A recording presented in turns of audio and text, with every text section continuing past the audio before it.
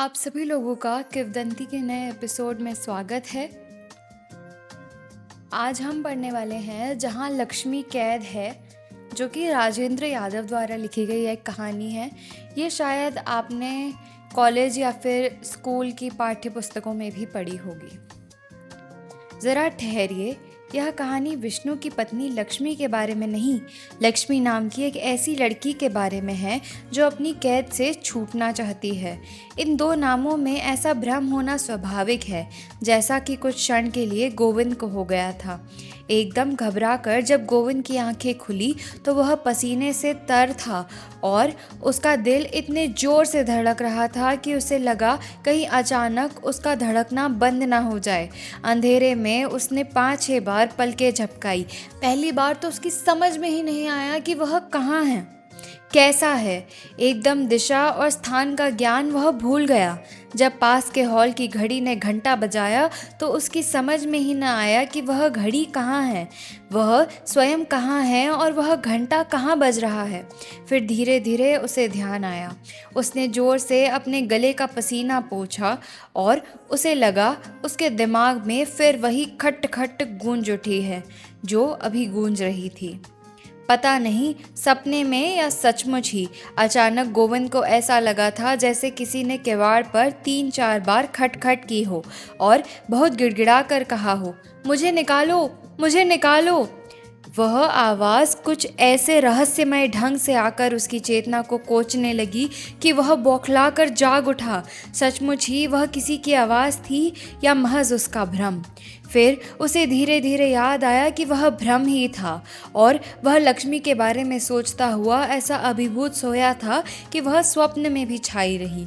लेकिन वास्तव में यह आवाज़ कैसी विचित्र थी, कैसी साफ थी। उसने कई बार सुना था कि अमुक स्त्री या पुरुष के स्वप्न में आकर कोई कहता था, मुझे निकालो, मुझे निकालो।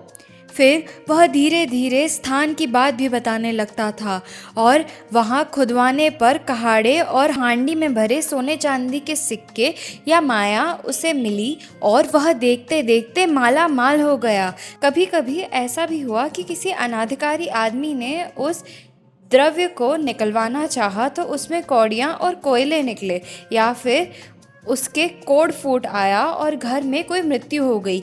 कहीं इस तरह धरती के नीचे से उसे लक्ष्मी तो नहीं पुकार रही है। और वह बड़ी देर तक सोचता रहा। उसके दिमाग में फिर लक्ष्मी का किस्सा साकार होने लगा। वह मोहाच्छन्न सा पड़ रहा। दूर कहीं दूसरे घड़ियाल ने फिर कहीं घंटा बजाया। गोविंद से अब रहा नहीं गया। रजाई को चारों तरफ से बंद रखे हुए ही बड़े संभाल कर उसने कोहनी तक हाथ निकाला। लेटे ही लेटे अलमारी के खाने से किताब कॉपियों की बगल में उसने अजजली मोमबत्ती निकाली। वही कहीं से खोज कर दिया सिलाई निकाली और आधा उठकर, ताकि जाड़े में दूसरा हाथ पूरा न निकालना पड़े, उसने 2-3 बार घीस कर दिया सिलाई जलाई, मोमबत्ती रोशन की और पिघले मोम की बूंद टपका कर उसे दवात के ढक्कन के ऊपर जमा दिया। धीरे धीरे हिलती रोशनी में उसने देख लिया कि पूरे किवाड़ बंद है और दरवाजे के सामने वाली दीवार में बने जाली लगे रोशनदान के ऊपर दूसरी मंजिल से हल्की हल्की जो रोशनी आती है वह भी बुझ चुकी है। सब कुछ कितना शांत हो चुका है। बिजली का स्विच यद्यपि उसके तख्ते के ऊपर ही लगा था, लेकिन एक तो जाड़े में रजाई समेत या रजाई छोड़कर खड़े होने का आलस्य, दूसरा लाला रूपाराम का डर। सुबह ही कहेगा, गोविंद बाबू बड़ी देर तक पढ़ाई हो रही है आजकल, जिसका सीधा अर्थ होगा कि बड़ी बिजली खर्च करते हो। फिर उसने चुपके से, जैसे कोई उसे देख रहा हो, तकिए के नीचे से रजाई के भीतर ही भीतर हाथ डालकर वह पत्रिका निकाल ली और गर्दन के पास से हाथ निकालकर उसके 47वें पन्ने को 20वीं बार खोलकर बड़ी देर तक घूरता रहा। 1 बजे की पठानकोट एक्सप्रेस जब दहाड़ती हुई नजर गई तो सहसा उसे होश आया। 47 और 48 जो पन्ने उसके सामने खुले थे, उनमें जगह जगह नीली स्याही से कुछ पंक्तियों के नीचे लाइनें खींची गई थी। यही नहीं, उस पन्ने का कोना मोड़कर उन्हीं लाइनों की तरफ विशेष रूप से ध्यान खिंचा गया था। अब तक गोविंद उन या उनके आसपास की लाइनों को 20 बार से अधिक घूर चुका था। उसने शंकित निगाहों से इधर उधर देखा और फिर एक बार उन पंक्तियों को पढ़ा। जितनी बार वह उन्हें पढ़ता, उसका दिल एक अनजान आनंद के बोझ से धड़क कर डूबने लगता और दिमाग उसी तरह भिन्ना उठता जैसे उस समय भिन्नाया था जब वह पत्रिका उसे मिली थी। यद्यपि इस बीच उसकी मानसिक दशा कई विकट स्थितियों से गुजर चुकी थी, फिर भी वह बड़ी देर तक काली स्याही के छिपे कहानी के अक्षरों को स्थिर निगाहों से घूरता रहा। धीरे धीरे उसे ऐसा लगा, यह अक्षरों की पंक्ति एक ऐसी खिड़की की जाली है जिसके पीछे बिखरने वाली एक निरह लड़की का चेहरा झांक रहा है। और फिर उसके दिमाग में बचपन की सुनी कहानी साकार होने लगी। शिकार खेलने में साथियों का साथ छूट जाने पर भटकता हुआ एक राजकुमार अपने थके मांदे घोड़े पर बिल्कुल वीराने में समुद्र के किनारे बने एक विशाल सुनसान किले के नीचे जा पहुंचा। वहां ऊपर खिड़की में उसे एक अत्यंत सुंदर राजकुमारी बैठी नजर आई, जिसे एक राक्षस ने लाकर वहां कैद कर दिया था। छोटे से छोटे विवरण के साथ खिड़की में बैठी राजकुमारी की तस्वीर गोविंद की आंखों के आगे स्पष्ट और मूर्त हो गई। उसे लगा जैसे वह राजकुमारी उन रेखांकित छिपी लाइनों के पीछे से झांक रही है। उसके गालों पर आंसुओं की लकीरें सूख गई है, उसके होठ पपड़ा गए हैं, चेहरा मुरझा गया है और रेशमी बाल मकड़ी के जाल जैसे लगते हैं। जैसे उसके पूरे शरीर से एक आवाज़ निकलती हो, मुझे छुड़ाओ, मुझे छुड़ाओ। गोविंद के मन में उस अनजान राजकुमारी को छुड़ाने के लिए जैसे रह रह कर कोई कुरेदने लगा। एक आध बार तो उसकी बड़ी प्रबल इच्छा हुई कि वह अपने भीतर रह रह कर कुछ करने की उत्तेजना को वह अपने तख्त और कोठरी की दीवार में बची 2 फीट चौड़ी गली में घूम घूम कर दूर कर दे। तो क्या सचमुच लक्ष्मी ने यह सब उसी के लिए लिखा है?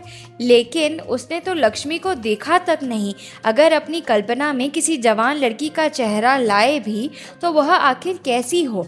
कुछ और भी बातें थी। वह लक्ष्मी के रूप में एक सुंदर लड़की के चेहरे की कल्पना करते डरता था। उसकी ठीक शक्ल, सूरत और उम्र भी नहीं मालूम उसे। गोविंद यह अच्छी तरह जानता था कि यह सब उसी के लिए लिखा गया है। ये लाइनें खींचकर उसी का ध्यान आकृष्ट किया गया है। फिर भी वह इस अप्रत्याशित बात पर विश्वास नहीं कर पाता था।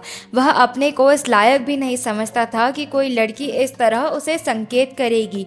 यूँ शहरों के बारे में उसने बहुत कुछ सुन रखा था, लेकिन यह सोचा भी नहीं गया था कि गांव से इंटर पास करके शहर आने में 1 हफ्ते में ही उसके सामने एक सौभाग्यपूर्ण बात आ जाएगी।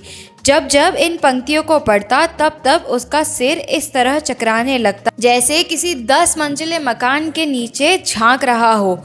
जब उसने पहले पहल ये पंक्तियाँ देखी तो इस तरह उछल पड़ा था जैसे हाथ में अंगारा आ गया हो। बात यह हुई कि वह चक्की वाले हॉल में ईंटों के तख्त जैसे बने चबूतरे पर पड़ी पुरानी काठ की संदकूची के ऊपर लंबा पतला रजिस्टर खोले दिन भर का हिसाब मिला रहा था। तभी लाल रूपाराम का सबसे छोटा 9-10 साल का लड़का रामस्वरूप उसके पास आ खड़ा हुआ। यह लड़का एक फटे पुराने से चेस्टर की, जो निश्चित ही किसी बड़े भाई के चेस्टर को कटवा कर बनाया गया होगा, जेबों में दोनों हाथों को ठूसे पास खड़ा होकर उसे देखने लगा।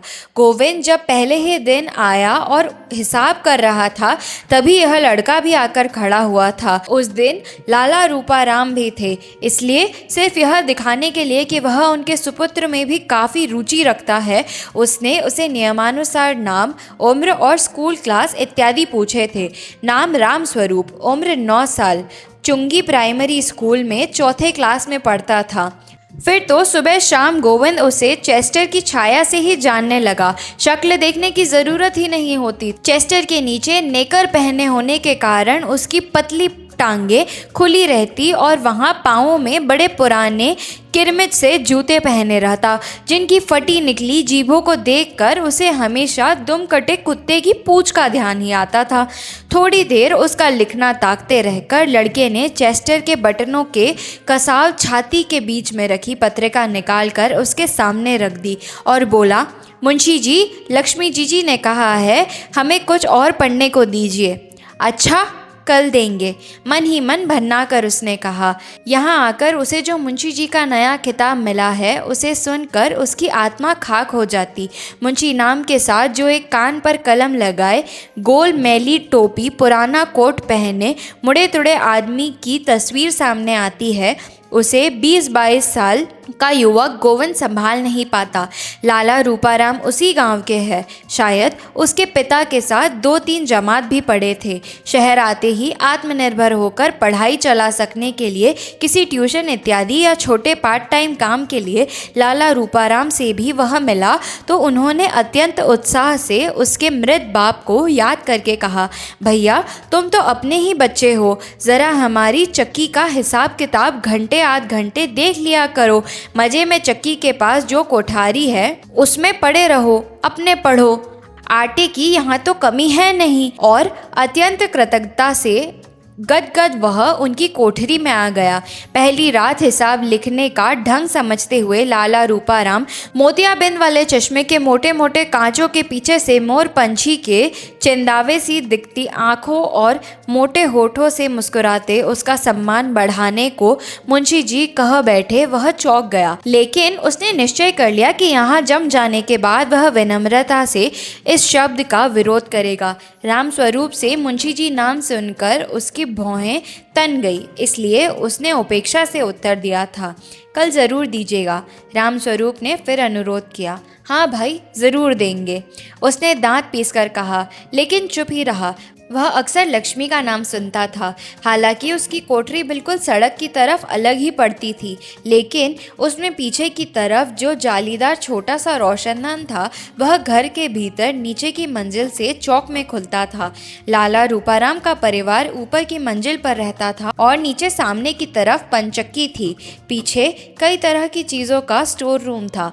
इस लक्ष्मी नाम के प्रति उसे उत्सुकता और रुचि इसलिए भी बहुत थी कि चाहे कोठरी में हो या बाहर, पंचक्की के हॉल में हर 5 मिनट पर उसका नाम विभिन्न रूपों में सुनाई देता था। लक्ष्मी बीबी ने यह कहा है, रुपये लक्ष्मी बीबी के पास हैं, चाबी लक्ष्मी बीबी को दे देना। और उसके जवाब में जो एक पतली तीखी सी अधिकारपूर्ण आवाज़ सुनाई देती थी उसे गोविंद पहचानने लगा था। अनुमान से उसने समझ लिया कि यह लक्ष्मी की आवाज़ है, लेकिन स्वयं वह कैसी है उसकी एक झलक भर देख पाने का उसका दिल कभी कभी बुरी तरह तड़प सा उठता। लेकिन पहले कुछ दिनों उसे अपना प्रभाव जमाना था, इसलिए वह आंख उठाकर भी भीतर देखने की कोशिश न करता। मन ही मन उसने यह समझ लिया कि यही लक्ष्मी है, काफ़ी महत्वपूर्ण है।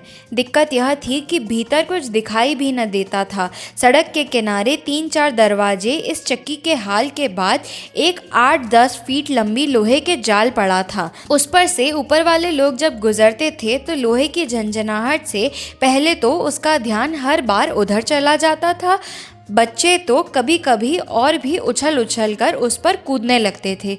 यहाँ से तो जब तक किसी बहाने पूरी गली पार न की जाए कुछ भी दिखना असंभव था। चूँकि गुसलखाना और नल इत्यादि उसी चौक में थे, जिनकी वजह से नीचे प्रायः सीलन और गीलापन रहता था, इसलिए सुबह चौक में जाते हुए अत्यंत सीधे लड़के की तरह निगाहें नीची किए हुए भी वह ऊपर की स्थिति को भांपने का प्रयत्न करता था। ऊपर सिर उठाकर आंख भर देख पाने की उसमें हिम्मत न थी। अपनी कोठरी का एकमात्र दरवाज़ा बंद करके तख्त पर चढ़कर मकड़ी के जाले और धूल से भरे जालीदार रोशनदान से झांककर उसने वहाँ की स्थिति को भी जानने की कोशिश की थी। लेकिन वह कमबख्त जाली कुछ इस ढंग से बनी थी कि उसके फोकस में पूरा सामने वाला छज्जा और 1-8 फुट लोहे का जाल भी आता था।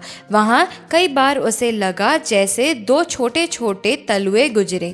बहुत कोशिश करने पर टखने दिखे। हाँ है तो किसी लड़की के, पर क्योंकि साथ में धोती का किनारा भी झलका था। उसने एक गहरी सांस ली और तख्त से उतरते हुए बड़े एक्टराना अंदाज में छाती पर हाथ मारा और बुदबुदाया, अरे लक्ष्मी जालिम, एक झलक तो दिखा देती। मुंशी जी, तुम तो देख रहे हो, लिखते क्यों नहीं? रामस्वरूप ने जब देखा कि गोविंद धीरे धीरे होल्डर का पिछला हिस्सा दांतों में ठोकता हुआ हिसाब की कॉपी में अपलक कुछ घूर रहा है, तो पता नहीं कैसे यह बात उसकी समझ में आ गई कि वह तो कुछ और सोच रहा है। उसका संबंध सामने रखे हुए हिसाब से नहीं है। उसने चौंक कर लड़के की तरफ देखा और चोरी पकड़ी जाने पर झेप कर मुस्कुराया। तभी अचानक एक बात उसके दिमाग में कौंधी, यह लक्ष्मी रामस्वरूप की बहन ही तो है, जरूर उसका चेहरा इससे काफ़ी मिलता जुलता होगा। इस बार उसने ध्यान से रामस्वरूप का चेहरा देखा कि वह सुंदर है या नहीं, फिर अपनी बेवकूफ़ी पर मुस्कुराया।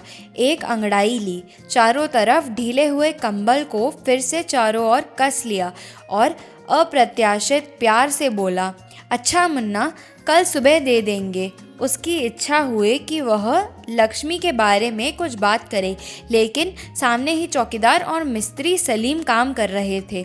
असल में आज वह थक भी गया था। अचानक व्यस्त होकर बोला और जल्दी जल्दी हिसाब करने लगा। दुनिया भर की सिफारिशों के बाद उसका नाम कॉलेज के नोटिस बोर्ड पर आ गया कि वह ले लिए गए लड़कों में से है।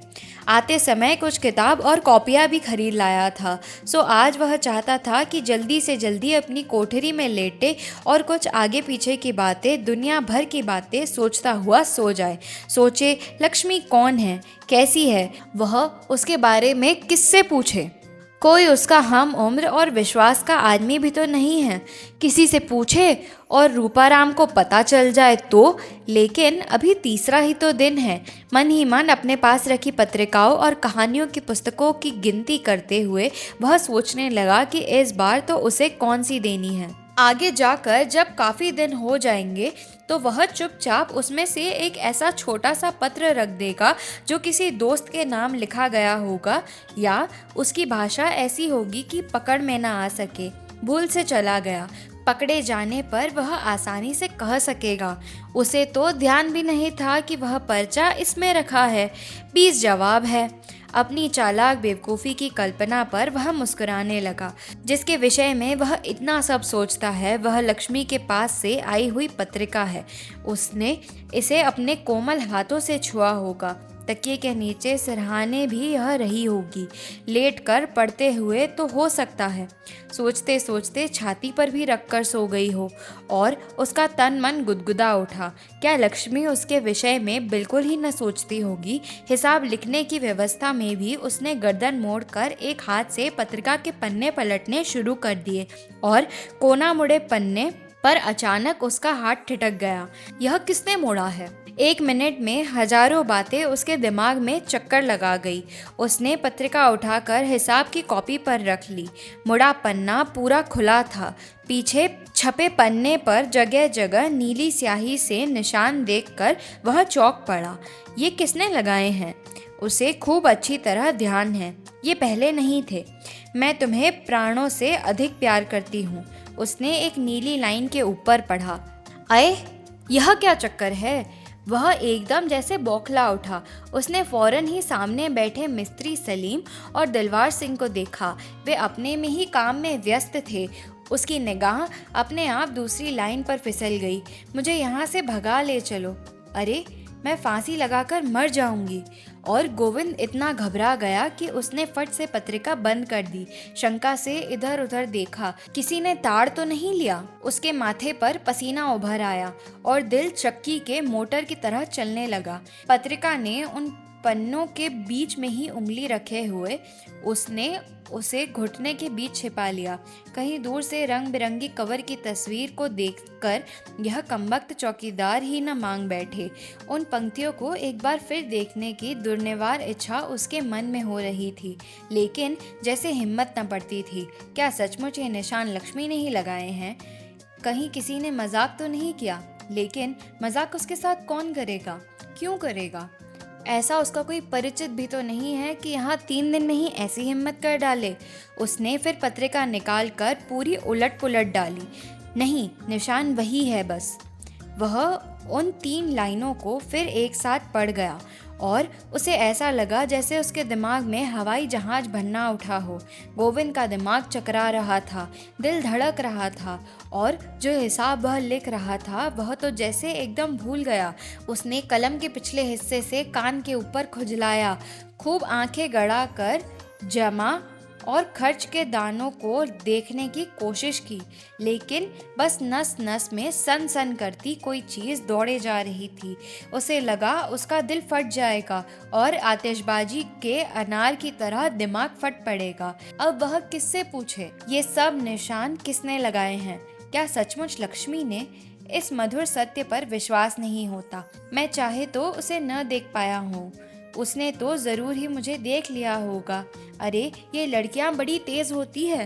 गोविंद की इच्छा हुई अगर उसे इसी क्षण शीशा मिल जाए तो वह लक्ष्मी की आंखों से एक बार अपने को देखे, कैसा लगता है। लेकिन वह लक्ष्मी कौन है? विधवा, कुमारी, विवाहित, परित्यक्ता? क्या, कितनी बड़ी है, कैसी है? उसकी नस नस में एक प्रबल मरोड़ सी उठने लगी कि वह अभी उठे और दौड़कर भीतर के आंगन की सीढ़ियों में धड़ाधड़ चढ़ता हुआ ऊपर जा पहुंचे। लक्ष्मी जहां भी जिस भी कमरे में बैठी हो उसके दोनों कंधे झकझोर कर पूछे, लक्ष्मी, लक्ष्मी, यह तुमने लिखा है? तुम नहीं जानती लक्ष्मी मैं कितना अभागा हूँ। मैं कतई इस सौभाग्य के लायक नहीं हूँ। और सचमुच इस अप्रत्याशित सौभाग्य से गोविंद का हृदय इस तरह पसीज उठा कि उसकी आंखों से आंसू आ गए। डोरी से लटकते हुए बल्ब को अपलक देखता हुआ वह अपने अतीत और भविष्य की गहराइयों में उतरता चला गया। फिर उसने धीरे से अपनी कोरों में भरे आंसुओं को उंगली पर लेकर इस तरह झटक दिया जैसे देवता पर चंदन छिड़क रहा हो। उसका ढीला पड़ा हाथ अब भी पत्रिका के पन्ने को पकड़े था। एक बार उसने फिर उन पंक्तियों को देखा। मान लो लक्ष्मी उसके साथ भाग जाए, कहाँ जाएंगे वे लोग? कैसे रहेंगे? उसकी पढ़ाई का क्या होगा? बाद में पकड़ लिए गए तो? लेकिन आखिर यह लक्ष्मी है कौन? लक्ष्मी के बारे में प्रश्नों का झुंड उसके दिमाग पर टूट पड़ा, जैसे शिकारी कुत्तों का बाड़ा खोल दिया गया हो और एक के बाद एक सिर पर कई हथौड़े की चांटे कर रहा हो। बड़ी निर्ममता और क्रूरता से, जैसे छत पर से अचानक गिर पड़ने वाले आदमी के सामने सारी दुनिया एक झटके के साथ एक क्षण में चक्कर लगा जाती है, उसी तरह उसके सामने सैकड़ों हजारों चीज़ें एक साथ चमक कर गायब हो गई। ईंटों के ऊंचे चौकोर तख्तनुमा चबूतरे पर पुरानी छोटी सी संदकूची के आगे बैठा गोविंद हिसाब लिख रहा था और अभी हिसाब न मिलने के कारण जो कच्चे पुर्जे इधर उधर बिखरे थे वे सब यूं ही बिखरे रहे। उसने खुले रजिस्ट्रार पर दोनों कोहनियाँ टिका दी और हथेलियों से आंखें बंद कर ली। कनपटी के पास की नसें चटक रही थी। ऐसा तो कभी देखा सुना नहीं था, सिनेमा उपन्यासों में भी नहीं देखा पड़ा। सचमुच इन निशानों का क्या मतलब है? क्या लक्ष्मी ने ही यह लाइनें खींची है? हो सकता है किसी बच्चे ने खींच दी हो। यह संभावना से थोड़ा चौंक कर गोविंद ने फिर पन्ना खोला। नहीं, बच्चा क्या सिर्फ इन्हीं लाइनों के नीचे निशान लगाता? और लकीरें इतनी सधी और सीधी हैं कि किसी बच्चे की हो ही नहीं सकती। किसी ने उसे व्यर्थ परेशान करने के लिए तो निशाना नहीं लगाया है। हो सकता है लक्ष्मी बड़ी चुहलबाज हो और जरा छकाने को उसी ने यह सब किया हो। यद्यपि गोविंद इस तरह आंखें बंद किए सोच रहा था, लेकिन उसे मन ही मन डर था कि मिस्त्री और दरबान उसे देखकर कुछ समझ न जाएं। सबसे बड़ा डर उसे लाला रूपाराम का था। अभी रुई भरी सकरपारों वाली सिलाई की मैली सी पूरी बाहों की मिर्जई पहने और उस पर मैली चिकट युगों पुरानी अंडी लपेटे धीरे धीरे हाँफते हुए बैंत देखते बड़े कष्ट से सीढ़ियाँ उतर कर वे आएंगे। अचानक बैंत की खटखट से चौंक कर उसने जो आंखों के आगे से हाथ हटाए तो देखा सच ही लाला रूपाराम चले आ रहे हैं। अरे कमबख्त याद करते ही आ पहुंचा। बैठे हुए देख तो नहीं लिया उसने? छठ पत्रिका को घुटने के नीचे और भी सिरका लिया और सामने फैले पुर्जों पर आंखें टिकाकर व्यस्त हो उठा। मिस्त्री और चौकीदार की खुसर पुसर बंद हो गई। गली सी पार करके लाला रूपाराम ने प्रवेश किया। मोटे मोटे शीशों के पीछे से उनकी आंखें बड़ी होकर भयंकर दिखती थी। आंखों और पलकों का रंग मिलकर ऐसा दिखाई देता था जैसे पीछे मोर पंख के चंदावे लगे हों। सिर पर रुई भरा कंटोपा था। उसके कानों को ढकने वाले मोटर के मडगार्ड जैसे कोने अब ऊपर मुड़े थे और पौराणिक राक्षसों के सींगों का दृश्य उपस्थित कर रहे थे। चेहरा उनका झुर्रियों से भरा था और चश्मे का फ्रेम नाक के ऊपर से टूट गया था। उन्होंने डोरा लपेटकर मजबूत कर लिया था। दांत उनके नकली थे और शायद ढीले भी थे, क्योंकि उन्हें वे हमेशा इस तरह मुंह चला चला कर पीछे सरकाए रखते थे जैसे च्युइंगम चबा रहे हों। गोविंद को उनके इस मुंह चलाने और मुंह से निकलती तरह तरह की आवाज़ों से बड़ी उबकाई सी आती थी, और जब वे उससे बात करते तो वह प्रयत्न करके अपना ध्यान उस ओर से हटाए रखता। लाला रूपाराम की गर्दन हमेशा इस तरह हिलती रहती जैसे खिलौने वाले बुढ़े की गर्दन का स्प्रिंग ढीला हो गया हो। घुटने तक की मैली कचैली धोती और मिलिट्री के कबाड़ियों बाजार से खरीद कर लाए गए मोजों पर बांधने की पट्टियां, जो शायद उन्हें गठिया के दर्द से बचाती थी, बिना फीते के खासे निपोरते फटे पुराने बूट, उन्हें देखकर हमेशा गोविंद को लगता कि इस आदमी का अंत समय निकट आ गया है। जब लाला रूपाराम सामने आ गए तो उनके सम्मान में चेहरे पर चिकनाई वाली मुस्कान लाकर उनकी ओर देखते हुए स्वागत किया। ईंटों के चबूतरे पर लगभग 200 स्याही के दाग और छेद वाली दरी पर राम स्वरूप के उनसे सट कर खड़े होने से एक मोटी सी सिकोड़न पड़ गई थी। उसे हाथ से ठीक करके उसने कहा, लाला जी यहाँ बैठिए। लाला जी ने हाँफते हुए बिना बोले ही इशारा कर दिया कि नहीं, वे ठीक हैं, और वे टिन की कुर्सी पर ही उसकी ओर मुंह करके बैठ गए और हाँफते रहे। असल में उन्हें सांस की बीमारी थी और वे हमेशा प्यासे कुत्ते की तरह हाँफते रहते थे। उनके यहाँ आ बैठने से एक बार तो गोविंद कांप उठा। कहीं कमबख्त को पता तो नहीं चल गया, कुछ पूछने ताछने में आया हो। हालांकि लाला रूपाराम इस तरह समय खा पीकर एक बार चक्कर ज़रूर लगाते थे, लेकिन उसे विश्वास हो गया कि हो न हो बुढ़ा ताड़ गया है। उसका दिल धसक चला। रूपाराम अभी हाँफ रहे थे। गोविंद सिर झुकाए ही हिसाब किताब जोड़ता रहा। आखिर स्थिति संभालने की दृष्टि से उसने कहा, लाला जी, आज मेरा नाम आ गया कॉलेज में। अच्छा, लाला जी ने खांसी के बीच में ही कहा।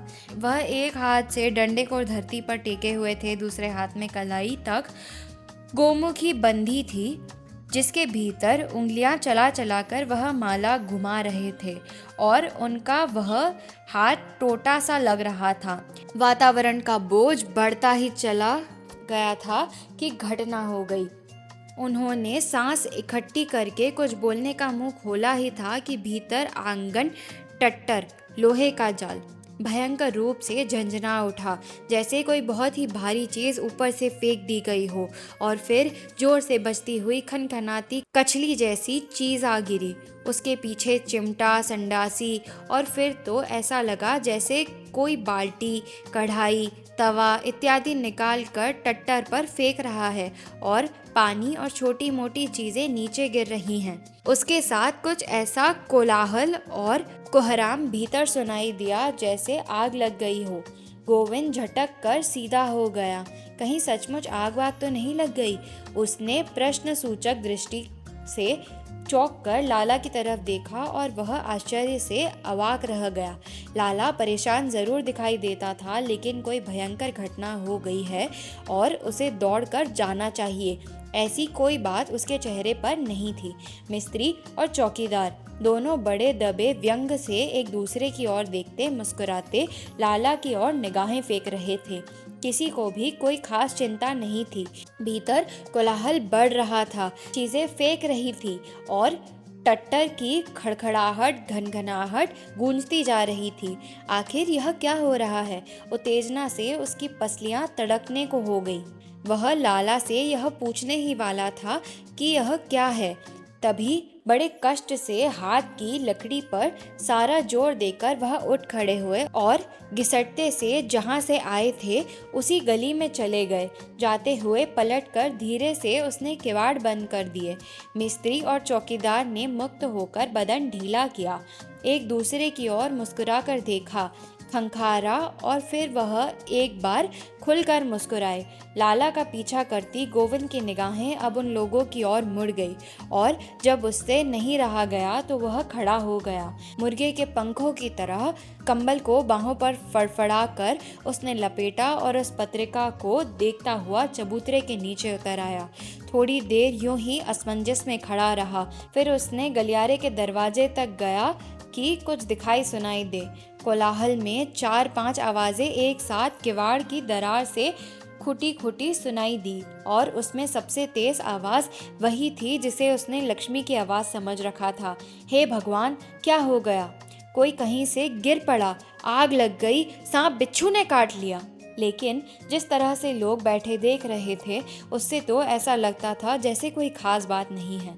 यह कमबख्त किवाड़ क्यों बंद कर गया? इस वक्त टट्टर इस तरह धमाधम बज रहा था जैसे उस पर कोई तांडव नृत्य कर रहा हो।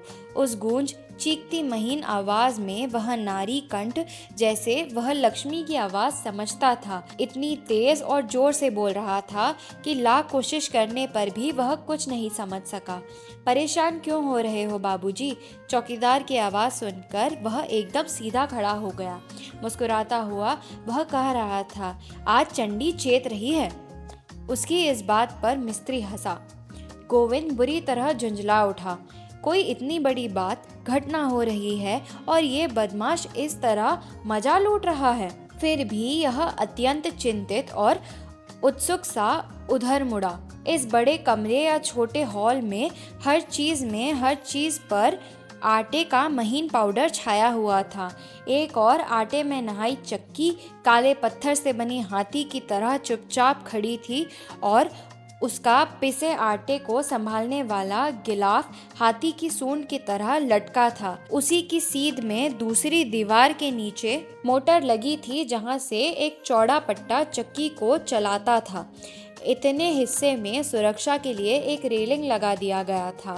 सामने की दीवार में चिपके लंबे चौड़े लाल चौकोर तख्ते पर एक खोपड़ी और 2 हड्डियों का क्रॉस के नीचे खतरा और डेंजर लिखे थे।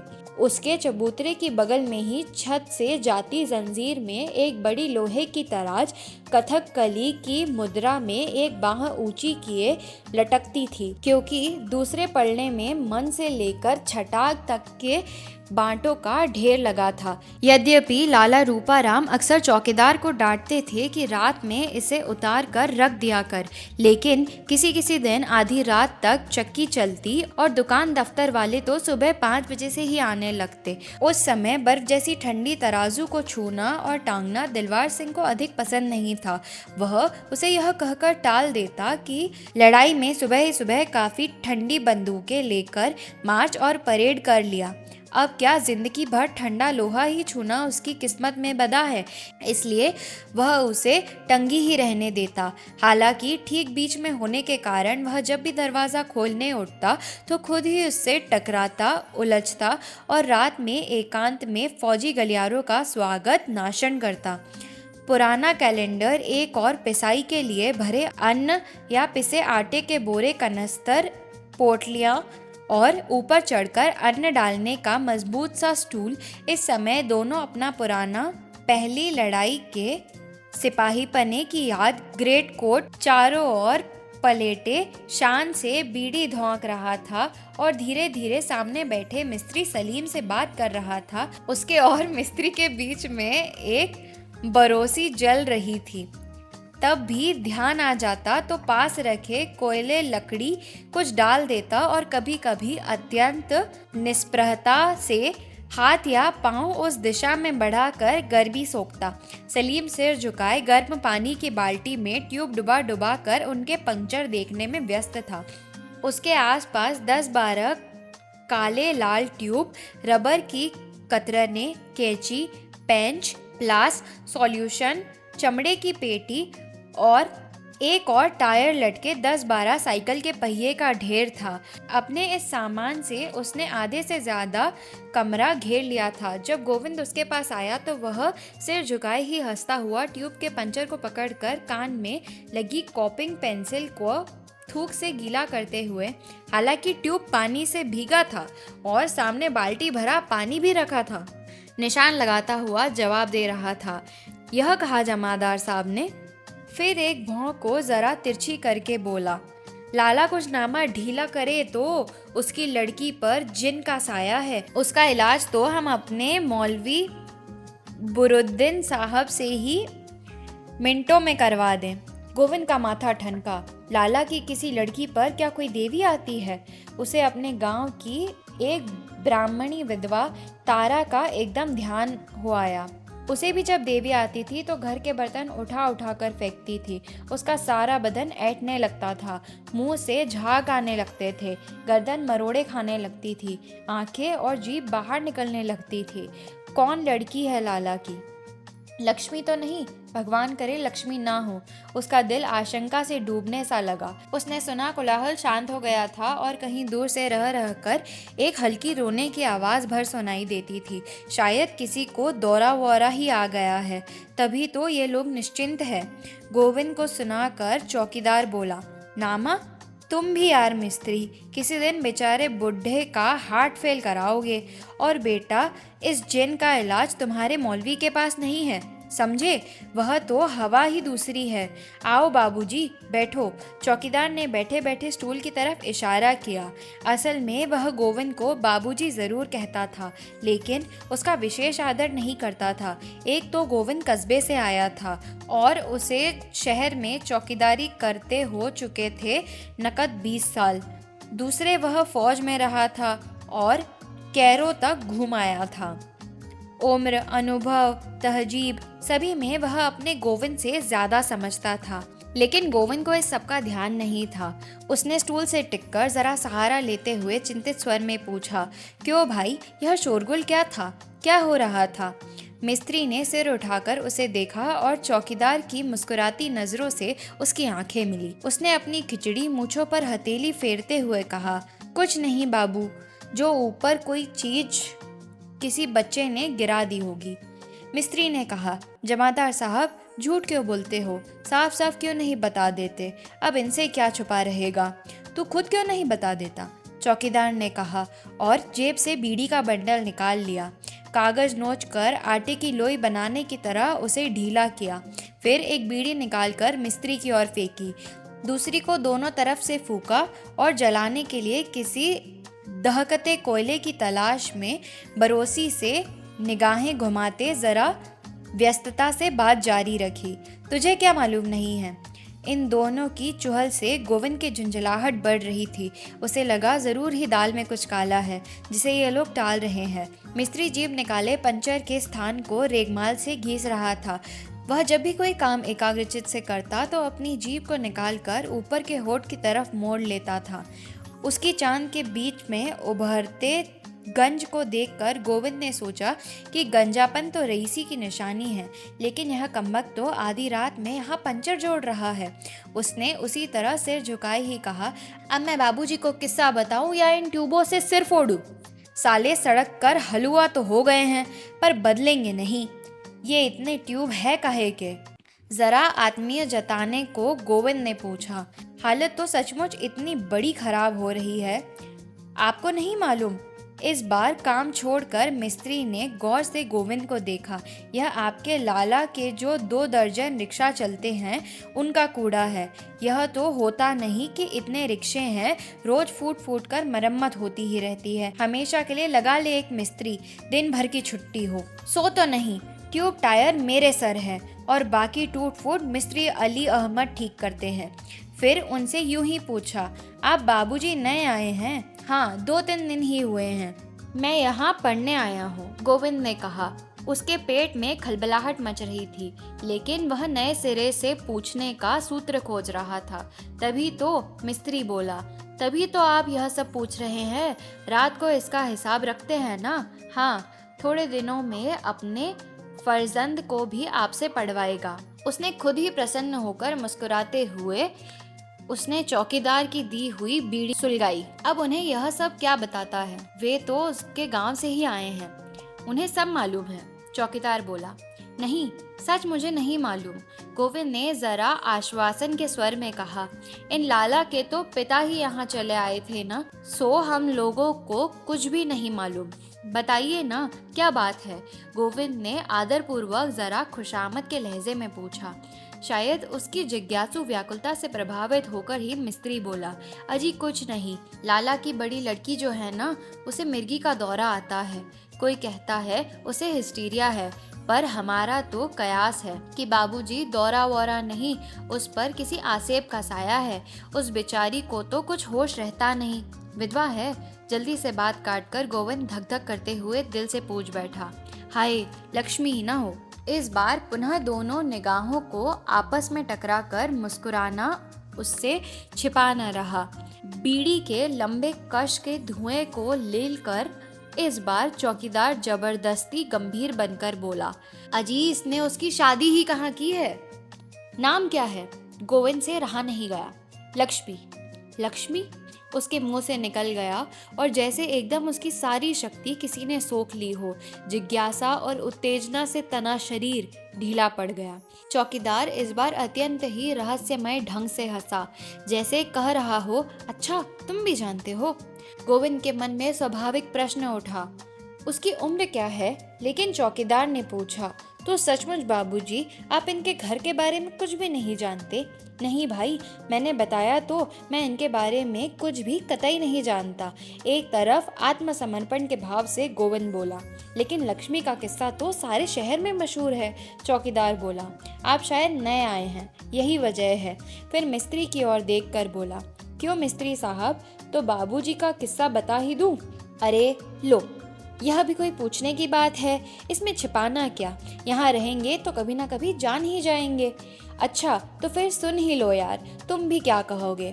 चौकीदार ने आनंद में आकर कहना शुरू कर दिया, आप शायद जानते हैं, यह हमारा लाला शहर का मशहूर कंजूस और मशहूर रईस है। लामुहाला जो कंजूस होगा वह रईस तो होगा ही।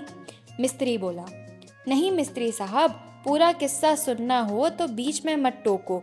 चौकीदार इस हस्तक्षेप पर नाराज हो गया। अच्छा सुनाओ। मिस्त्री बुढ़ों की तरह मुस्कुराया, इसकी यह चक्की है ना, सहालगों में इस पर हजारों मन पिसता है। वैसे भी 200-250 मन तो कम से कम पिसता ही है रोज। अफसरों और क्लर्कों को कुछ खिला पिला कर लड़ाई के जमाने में इसे मिलिट्री से कुछ ठेके मिल ही जाते थे। आप जानो, मिलिट्री का ठेका तो जिसके पास आया सो बना। आप उन दिनों देखते, लक्ष्मी फ्लोर मिल के हल्ले बोरे यूं चुने रखे रहते थे, जैसे मोर्चे के लिए बालू भर भर रख दिए हों। उसमें इतने खूब रुपया पीटा, मिलिट्री के गेहूं बेच दिए, आने पौने भाव के रद्दी सस्ते वाले खरीद कर कोटा पूरा किया। उसमें खड़िया मिला दी, पेशाई के उल्टे सीधे पैसे तो इसने मारे ही। ब्लैक, 420, चोरी, क्या क्या इसने नहीं किया। इसके अलावा एक बड़ी साबुन की फैक्ट्री और एक काफ़ी बड़ा जूतों का कारखाना भी इसका है, उसे इसके बेटे संभालते हैं। 25-30 रिक्शे और 5 मोटर ट्रक चलाते हैं। 10-12 से ज़्यादा इसके मान हैं, जिसका किराया आता है, रुपए सूद पर देता है। शायद गांव में भी काफ़ी ज़मीन इसने ले रखी है। एक काम है साले का, इतना तो हमें पता है, बाकी इसकी असली आमदनी तो कोई भी नहीं जानता। कुछ ना कुछ करता ही रहता है, भगवान ही जाने, रात दिन किसी ना किसी तिड़कम में लगा ही रहता है। करोड़ों का आसामी है। और सबसे ताज्जुब की बात तो यह है कि सभी रकम इस 20-25 साल में ही जमा की हुई है। चौकीदार दिलावर सिंह मिलिट्री में रह आने के कारण खूब बातूनी था और मोर्चे में अपने अफसरों के किस्सों को, अपनी बहादुरी के कारनामों को खूब नमक मिर्च लगाकर इतनी बार सुना चुका था कि उसकी कहानी सुनाने का मुहावरा हो गया था। हर बात के उतार चढ़ाव के साथ उसकी आंखें और चेहरों की भींगमाएं बदलती रहती थी। उसकी बातें गौर और रुचि से सुनते हुए गोविंद के मन में एक बात टकराई, लक्ष्मी को दौरे आते हैं? कहीं ऐसा तो नहीं कि उसने जो यह निशान लगाकर भेजे हैं यह भी दौरे की दशा में भी लगाए हों और उसका कोई विशेष गहरा अर्थ न हो। इस बात से सचमुच उसे बड़ी निराशा हुई। फिर भी उसने ऊपर से आश्चर्य प्रकट करके पूछा, सिर्फ 25-26 साल? नई बीड़ी जलाते चौकीदार ने जरा जोर जोर से सिर हिलाया। गोविंद ने सोचा, और लक्ष्मी की उम्र क्या होगी? और कंजूसी की तो हद आपने देख ही ली होगी। बुढ़ा हो गया है, सांस का रोग हो गया है, सारा बदन कांपता है, लेकिन एक पैसे का भी फायदा दिखेगा तो 10 मील धूप में हाँफता हुआ पैदल जाएगा। क्या मजाल जो सवारी कर ले। गर्मी आए तो पूरा शरीर नंगा, कमर में धोती, आधी पहने आधी बदन में लपेटे, जाड़ा हुआ तो यही ड्रेस। बस इसी में पिछले 10 साल से मैं तो देख रहा हूँ। कभी किसी मकान की मरम्मत न कराना, सफेदी सफाई न कराना, और हमेशा यही ध्यान रखना कि कौन कितनी बिजली खर्च कर रहा है। यहाँ बेकार नल या पंखा चल रहा है। लड़का है सो उसे मुफ्त में चुंगी के स्कूल में डाल दिया है, लड़की घर पर बैठा रखी है। एक एक पैसे के लिए घंटों रिक्शा वालों ट्रक वालों से लड़ना, बहसें करना और चक्की वालों की नाक में दम रखना। उन्हें दिन रात यह सिखाना कि किस चालाकी से आटा बचाया जा सकता है। 20 रुपए का आटा रोज होटल वालों को बिकता है, सो अलग। जिस दिन से चक्की खुली है घर के लिए तो आटा बाजार से आया ही नहीं। आप विश्वास मानिए कम से कम 12-15 हज़ार की आमदनी होगी इसकी। लेकिन सूरत देखिए, मक्खियाँ मिनमिनाती रहती है। किसी आने जाने वाले के लिए एक कुर्सी तक नहीं, पान सुपारी की तो बात ही दूर है। कौन कह देगा कि यह पैसे वाला है। यह उम्र होने आई, सुबह से शाम तक बस पैसों के पीछे हाय हाय। दुनिया के किसी और काम से मतलब ही नहीं। सभा हो, सोसाइटी हो, हड़ताल हो, छुट्टी हो, कभी कुछ भी हो। लेकिन लाला रूपाराम अपनी ही धुन में मस्त। नौकरों को कम से कम देना पड़े इसलिए खुद ही उनके काम को देखता है। मुझसे तो कुछ इसलिए नहीं कहता कि मुझ पर थोड़ा विश्वास है। दूसरे मेरी ज़रूरत सबसे बड़ी है, लेकिन बाकी हर नौकर रोता है इसके नाम को। और मज़ा यह कि सब जानते हैं कि झक्की है। कोई इसकी बात को ध्यान से सुनता नहीं। बाद में सब इसका नुकसान करते हैं। आसपास के सभी हंसते और गालियाँ देते हैं। बच्चे कितने हैं?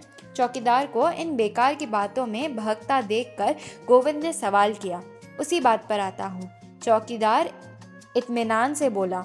सच बाबूजी, मैं यह देख देख कर हैरान हूँ कि उस उम्र तक तो इसने यह दौलत जुटाई है। अब इसका यह कमबख्त करेगा क्या? लोग जमा करते हैं बैठकर भोंगे, लेकिन यह राक्षस तो जमा करने में ही लगा रहता है। इसे जमा करने की ही ऐसी हाय हाय रही है कि दौलत किस लिए जमा की जाती है इस बात को यह बेचारा बिल्कुल भूल गया है। फिर बड़े चिंतित और दार्शनिक मूड दिलवार सिंह ने आग वाली राख को देखते हुए कहा, इस उम्र तक तो इसे जोड़ने की ऐसी हवस है, अब इसका वह भोग कब करेगा? सचमुच बाबूजी, जब कभी मैं सोचता हूँ तो बेचारे पर बड़ी दया आती है। देखो, आज की तारीख तक यह बेचारा भाग दौड़ कर लू धूप की चिंता छोड़कर जमा कर रहा है। एक पाई उसमें से खा नहीं सकता, जैसे किसी दूसरे का हो। अब मान लीजिए कल यह मर जाता है तो यह सब किसके लिए जमा किया है? बेचारे के साथ कैसी लाचारी है। मरकर जीकर नौकरी की तरह जमा किए जा रहा है। न खुद खा सकता है, न देख सकता है कि कोई दूसरा छू भी ले, जैसे धन के ऊपर बैठा सांप। खुद उसे खा नहीं सकता, खाने तो खैर देगा ही क्या। उसकी रखवाली करना और जोड़ना। और लाला रूपाराम के प्रति दया से अभिभूत होकर चौकीदार ने एक गहरी सांस ली। फिर दूसरे ही क्षण दांत किटकिटाता हुआ बोला, और कभी कभी मन होता है छुरा लेकर साले की छाती पर जा चढ़ूं और मुरब्बे के आम की तरह गोंदूं। अपने पेट में जो इतना धन भर रखा है उसकी एक एक पोई उगलवा लूं। चाहे खुद ना खाए, लेकिन जिसे अपने बच्चों को भी खिला पिला नहीं सकता, उस धन का क्या होगा? इसके बच्चे कितने हैं? एक बार फिर गोविंद अधीर हो गया। असल में वह चाहता था कि दार्शनिक उद्गारों को छोड़कर वह जल्दी से जल्दी मूल विषय पर आ जाए, लक्ष्मी के विषय में बताए। वर्णन में बह जाने की अपनी कमजोरी पर चौकीदार मुस्कुराया और बोला, इसके बच्चे हैं 4। बीवी मर गई, बाकी किसी नातेदार रिश्तेदार को झांकने नहीं देता। ऊपर तो कोई नौकर पत्थर भी नहीं है, बस एक मरी मराई सी बुढ़िया पाल ली है। लोग बड़े भाई की बीवी बताते हैं, बस वही सारी देखभाल करती है, और तो किसी को मैंने साथ देखा नहीं। खुद के 3 लड़के हैं और एक लड़की, बड़े 2 लड़के तो साथ नहीं रहते। इस बार मिस्त्री बोला, हाँ वो लोग अलग ही रहते हैं, दिन में एक आध चक्कर लगा जाते हैं। एक जूतों का कारखाना देखता है, दूसरा साबुन की फैक्ट्री संभालता है। इस साले को उन पर भी विश्वास नहीं है, पूरे कागज पत्तर हिसाब किताब अपने पास ही रखता है। नियम से शाम को वहाँ जाकर वसूली करता है। लेकिन लड़के भी बड़े तेज हैं, जरा शौकीन तबीयत पाई है। इसके मरते ही देख लेना मिस्त्री, वो इसकी सारी कंजूसी निकाल डालेंगे। फिर याद करके बोला, और क्या कहा तुमने? साथ रहने की बात? 100 भैया, जब तक अकेले थे तब तक तो कोई बात नहीं थी, लेकिन अब तो उनकी बीवियां आ गई है ना, एक आध बच्चा भी आ गया है घर में, सो उसे दिन भर गोद में लटकाए फिरता है। इसके घर में एक चंडी जो है ना, उसके साथ सबका निभाव नहीं हो सकता। एकदम गोविंद के मन में आया लक्ष्मी, और वह ऊपर से नीचे तक सिहर उठा। कौन? लक्ष्मी? उसके मुंह से निकल गया। जी हाँ, उसकी बदौलत तो यह सारा खेल है, वही तो इस भंडारे की चाबी है। वह न होती तो यह तामझाम आता कहाँ से? उसने तो इसके दिन ही पलट दिए, नहीं तो था क्या इसके पास? इस बार यह बात चौकीदार ने ऐसे लटके से कही जैसे किसी रहस्य की चाबी हो। कैसे भाई कैसे? गोविंद पूछ बैठा। उसका दिमाग चकरा गया। यह क्या विरोधाभास है? एक पल को उसके दिमाग में आया, कहीं यह रुपया कमाने के लिए तो लक्ष्मी का उपयोग नहीं करता? राक्षस, चांडाल! उसकी व्याकुलता पर चौकीदार फिर मुस्कुराया और बोला, बाप तो इसका ऐसा रईस था भी नहीं, फिर वह कच्ची गृहस्थी छोड़कर मर गया। ज़्यादा से ज़्यादा 1000 रुपए दोनों भाइयों के पल्ले पड़ा होगा। शादियां दोनों की ही हो चुकी थी। कुछ कारोबार खोलने के विचार से यह सट्टे में रुपए दुने चौगुने करने जा पहुंचा तो सारे गवा आया। बड़े भैया रोच राम ने एक पंचक्की खोल डाली। पहले तो उसकी भी हालत डोंवाडोल रही थी, लेकिन सुनते हैं कि जब से उसकी लड़की गौरी पैदा हुई है, उसकी हालत संभलती ही चली गई। यह उसी के यहाँ काम करता था, मियाँ बीबी वहीं पड़े रहते थे। ऐसा कुछ लड़की का पांव आया कि लाला रोचू राम सचमुच के लाला हो गए। इन दोनों के बड़े बूढ़ों का कहना था कि लड़की उनके खानदान में भगवान होती है। अब तो अपना लाला भी इस ओझा के पास जा, कभी उस पीर के पास जा, कभी इसकी मानता, कभी उसका संकल्प, दिन रात बस यही कि ये भगवान मेरी लड़की हो। और पता नहीं कैसे भगवान ने सुन ली और लड़की ही आई। आप विश्वास नहीं करेंगे, फिर तो सचमुच ही रूपाराम के नक्शे बदलने लगे। पता नहीं गड़ा हुआ मिला या छप्पर फाड़ मिला। लाला रूपाराम के सितारे फिर गए। इसे विश्वास होने लग गया कि यह सब बेटी की कृपा है और वास्तव में यह कोई देवी है। इसने उसका नाम लक्ष्मी रखा और साहब कहना पड़ेगा कि लक्ष्मी सचमुच ही बनकर आई। थोड़े दिनों में ही लक्ष्मी फ्लोर मिल अलग अलग बन गए। अब तो इसका यह हाल है कि मिट्टी भी छू दे तो सोना बन जाएगा और कंकड़ को उठा ले तो हीरा दिखे। फिर आ गई लड़ाई और इसके पंजे छक्के हो गए। इसे ठेके मिलने लगे। समझिए, एक के बाद एक मकान खरीदे जाने लगे। सामान लाने ले जाने वाले ट्रक आए। इधर रोचूराम भी फल लगा रहा था और दोनों भाई गर्व से कहते थे, हमारे यहाँ लड़कियाँ लक्ष्मी बनकर ही आती है। लेकिन फिर एक ऐसा वकाया हो गया कि तस्वीर की शक्ल बदल गई। चौकीदार दिलावर सिंह जानता था कि वह उसकी कहानी का क्लाइमैक्स है, इसलिए श्रोताओं की उत्सुकता को झटका देने के लिए उसने उंगलियों में दबी व्यर्थ जलती बीड़ी को 2-3 कश लगाकर खत्म किया और बोला, गौरी शादी लायक हो गई थी। शायद किसी पड़ोसी लड़के को लेकर कुछ ऐसी वैसी बातें भी लाला रोचूराम ने सुनी। लोगों ने उंगलियां उठाना शुरू कर दिया तो उन्होंने गौरी की शादी कर दी। बस उसकी शादी होना ही था कि जैसे एकदम सारा खेल उजड़ गया। उसके जाते ही लाला एक बहुत बड़ा मुकदमा हार गया और भगवान की लीला देखिए, उन्हीं दिनों उनकी पंचक्की में आग लग गई। कुछ लोगों का कहना तो यह है कि घरेलू दुश्मन का काम था। जो भी हो, बड़े हाथी की तरह एक बारगी गिरे तो उठना दुश्वार हो गया। लोग रुपए दाब गए और उनका दिवाला निकल गया। दिवाला क्या जी, इस तरह से बिल्कुल मटिया मेट हो गए। सब कुछ चौपट हो गया और छल्ला छल्ला तक बिक गया। एक दिन लाला जी की लाश तालाब में फूली हुई मिली। अब तो हमारे लाला रूपाराम को सांप सूंघ गया। उनके कान खड़े हो गए और लक्ष्मी पर पहरा बिठा दिया गया। उसे स्कूल से उठा लिया गया और वह दिन सो आज का दिन बेचारी नीचे नहीं उतरी। घर के भीतर न किसी को आने देता है न जाने देता है। मास्टर रख कर पढ़ाने की बात पहले उठी थी, लेकिन जब सुना कि मास्टर लोग लड़कियों को बहका कर भगा ले जाते हैं तो वह विचार एकदम छोड़ दिया गया। लक्ष्मी खूब रोई पीटी, लेकिन इस राक्षस ने उसे भेज दिया। नहीं लड़की देखने दिखाने लायक। बात काटकर मिस्त्री बोला, अरे देखने दिखाने लायक क्या, हमने खुद देखा है। जिधर से निकल जाती थी उधर बिजली सी कौंध जाती थी, 100 में एक। उसकी बात का विरोध न करके अर्थात स्वीकार करके चौकीदार बोला, स्कूल में भी सुनते हैं बड़ी तारीफ थी, लेकिन सबके साले ने रेड कर दी। उसे यह विश्वास हो गया कि लड़की सचमुच लक्ष्मी है और जब दूसरे की हो जाएगी तो इसका भी एकदम सत्यानाश हो जाएगा। इसी के डर से न तो किसी को आने जाने देता और न उसकी शादी कराता। उसकी हर बात पर पुलिस के सिपाही की तरह नज़र रखता है। उसकी हर बात मानता है, बुरी तरह उसकी इज्जत करता है, उसकी हर जिद पूरी करता है, लेकिन निकलने नहीं देता। लक्ष्मी 16 की हुई, 17 की हुई, 18, 19 साल पर साल बीतते गए। पहले तो वह सबसे लड़ती थी, बड़ी चिड़चिड़ी और जिद्दी हो गई थी। कभी कभी गाली देती और मार भी बैठती थी।